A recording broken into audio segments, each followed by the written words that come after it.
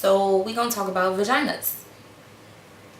Bad things, finding hell, thick as fuck. Oh my god, that's my baby. What's good, you guys? Welcome back to my channel. My name is Myricia. Some call me Mai, some call me Mookie. It's whatever floats your boat. In this video, I wanted to talk about 5 feminine hygiene tips and tricks every girl should know. So what inspired this video is I had a younger family member come to me and ask me what she could do to prevent feminine odor or to keep herself up, you know, as a young lady. So I decided to make this video. So I've come up with 5 feminine hygiene tips that I think every young girl or even girls my age that just don't know, you know, every woman period should know or should at least try. These are things that I use personally myself. These are things that work absolutely great for me. First and foremost, before we get into this, I want to, you know, shoot y'all a little disclaimer. In this video, I will be talking about vaginas. If the sound of the word vagina makes you uncomfortable or you giggle a little bit when you hear the word, maybe this video isn't for you. I just decided to make this video because I would like to help, you know, younger girls out there, or if not necessarily, I don't want to keep saying younger girls, this is just for women in general, women period, who, you know, could use a little help in that area, because I'm sure every one of y'all know a girl that could use these tips. First things first, my first tip is the most obvious one, is to just keep yourself clean, you know, in the shower and things like that. Not a lot of people know, but you're not necessarily supposed to use like harsh soaps. I'm sure you've heard this before. If you haven't, here you go.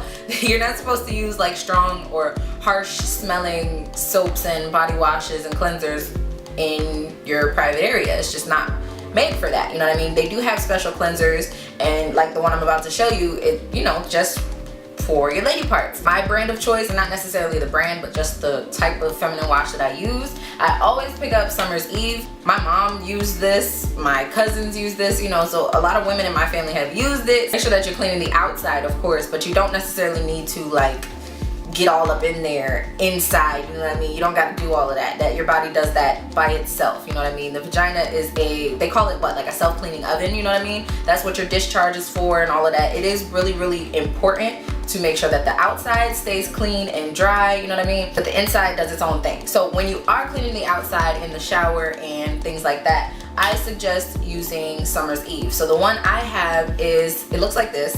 This is the Summer's Eve. This one is the Island Splash. It's a cleansing wash for sensitive skin. It is pH balanced, dermatologist and gynecologist tested. Now you don't have to use this exact brand. I know at Walmart they sell like an off-brand one, Target and everything too, but get you a wash or a soap that's just used for your lady parts. I use this and then I go in with like my regular body wash and like the stuff that smells good, you know, you want to put on your skin. But this, I use this separately. You can use, I know they have a Vagisil one, that one works pretty good. I've used that one, but I always tend to go back to this one. Just try to make sure that you're very thorough when you're cleaning your lady parts.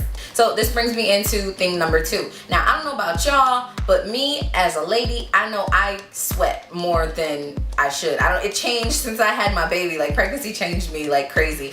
But after I had my baby, I realized that I sweat a lot more. Not even just, you know, under my arms, and like I sweat in places that I didn't know I could sweat. So there are two, this is like a 2-in-1. I'd say make sure that you keep your pubic hair like down to a minimum. I'm not saying wax it all off. I'm not saying shave it every day, because that's a whole nother video in itself. I'm saying just make sure that you're maintaining it and making sure that it's not just like a wild forest down there, because if you didn't know, hair holds sweat, and if you sweat as a woman, you can sweat in between your thighs, or you can sweat, you know, right below your belly button, you know what I mean? And especially if it's hot outside, I would make sure that I could take, you know, just a regular pair of like, I think I have a pair here, just a regular pair of like scissors. If you feel like you're not ready for shaving, you're not ready for waxing, get you a pair of little scissors and make sure that they're clean, and just trim, you know, trim it. You don't gotta trim to the skin, be careful not to cut yourself, but just, you know, trim it down and keep it low cut so that your pubic hairs are not holding on to the smell of sweat, you know what I mean? Like think about your hair. Like if you go to the gym or whatever, you wear your natural hair out and you're sweating, you can smell it in your hair, you know what I mean? So think about it like that. If you can smell sweat in your hair, you best believe you're gonna smell it everywhere else. So keep your pubic hair down to a minimum. And part 2 to this tip would be to use a feminine refreshing spray. Now this isn't for everybody, not everybody can use this, and I've been using this for a while so it doesn't irritate me or anything, but I can recommend this too. This is also by Summer's Eve. This one is called the Summer's Eve Refreshing Spray. It neutralizes odor and absorbs moisture. It's clinically and gynecologist tested for safety. This right here is just a little, like a mist. You ever use like spray deodorants? I've been using this for a little over maybe 2 years now, and I'll just keep repurchasing. I use it every day after a shower or whenever I feel like I need it. This works awesome.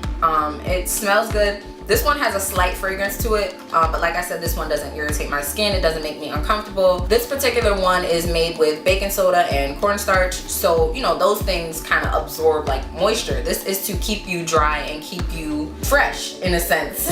Tip number 3 would be to use apple cider vinegar in your bath water. You don't need a lot. I'd say maybe 1/4 cup. That's about how much I usually use. Enough so that you can actually like smell it in the water. It doesn't burn or anything. I know some people might be like, what? Like, no, it doesn't burn or anything. You don't know, apple cider vinegar, you can use it in your hair, use it on your skin. Like, it's really, it has a lot of benefits to it. So using it in your bath water, apple cider vinegar will balance out your natural pH in your vagina. So when I do sit and soak in the bathtub, I make sure I add my apple cider vinegar and I use natural sea salts. Apple cider vinegar is really good too for like if you're battling with yeast infections or you know you're prone to yeast infections. Doing this regularly could definitely help you out because like I said, it will balance your natural pH and it'll help your vagina to run the way it's supposed to. And tip number 4 would be to use baby wipes. I know a lot of women or a lot of young girls, especially if you're in school, are using pads or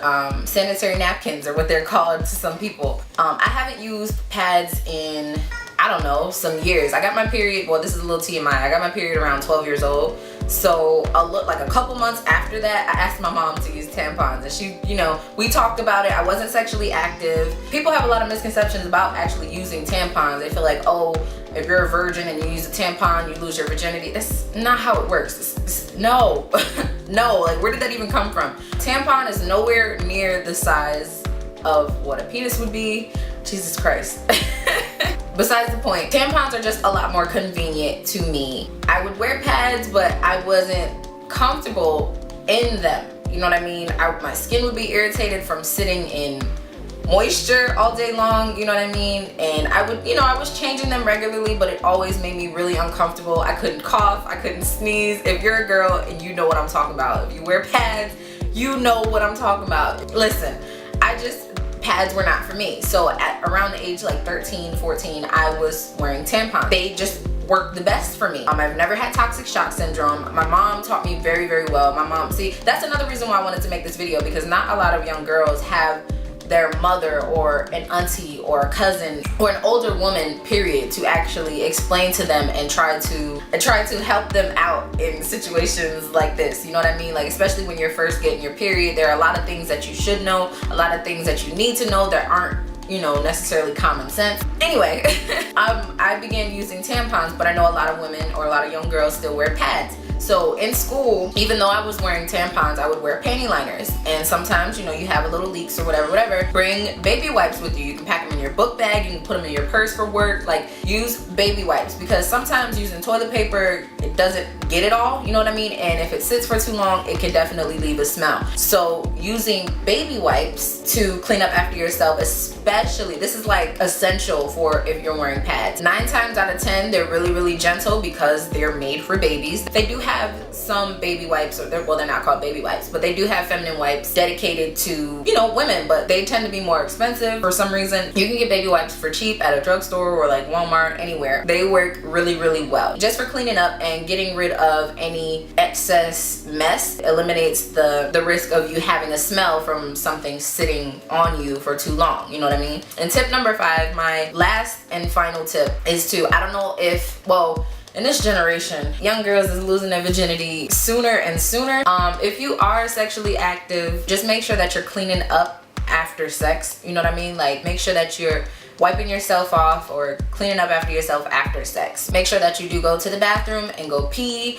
Whatever your situation may be, maybe you can't hop directly in the shower. Just make sure that you wipe up thoroughly and make sure that there isn't extra moisture or anything left behind after sexual intercourse, simply because that can create a lot of bad bacteria that you really don't need. So cleaning up after yourself and using condoms. Make sure that you're protecting yourself, ladies. Condoms are not just to prevent pregnancy, you know what I mean? Condoms do protect against STIs and STDs if used properly. Just be careful. Make sure that you're protecting yourself, practicing safe sex, because you never know. Those are my 5 feminine hygiene tips and tricks that every girl, woman, young woman should know. I really hope you guys learned something or enjoyed this video or took something from it. Don't be shy, share this video with someone who you feel could use it. If you did enjoy this video, don't forget to give me a thumbs up and subscribe so you don't miss any of my new videos. Thank you guys so much for watching, and I'll catch you in my next one. Bye. If you want safe sex, baby, use the knee pad. Freaky with the sticky icky, baby, give me kitty kitty. Killer, West Side nigga.